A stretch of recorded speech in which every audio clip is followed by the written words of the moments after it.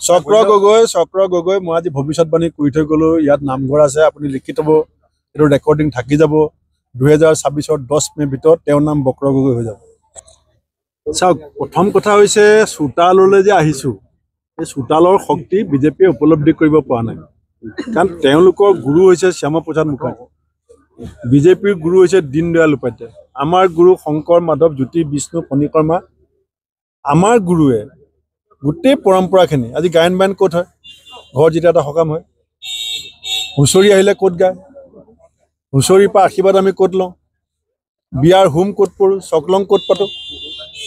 গতিকে এই চোতালৰ যিটো আধ্যাত্মিক শক্তি আছে, সেই চোতালত আমি নিজৰ জ্ঞাতি স্বজন অঙহী বঙহী ইষ্ট কুটুম বন্ধু বান্ধৱ সকলোৰে সৈতে বহি আমি এটা নিৰ্মোহ আত্মবিশ্লেষণ আৰম্ভ কৰিছোঁ।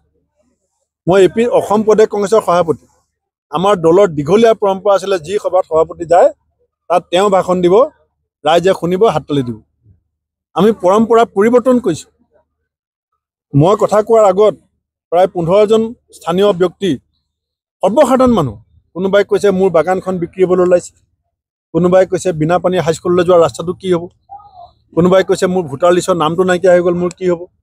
মানুহৰ মনত যিবিলাক চিন্তাৰে উদলি আছিলে, মানুহৰ মনত যিবিলাক খুব উদ্গীৰণ হৈ আছিলে, তাৰ আজি বিস্ফোৰণ ঘটিছে। আমি ৰাইজক, সৰ্বসাধাৰণ মানুহক মনৰ কথাখিনি খুলি ক'বৰ কাৰণে চোতালত এখন মঞ্চ দিছোঁ।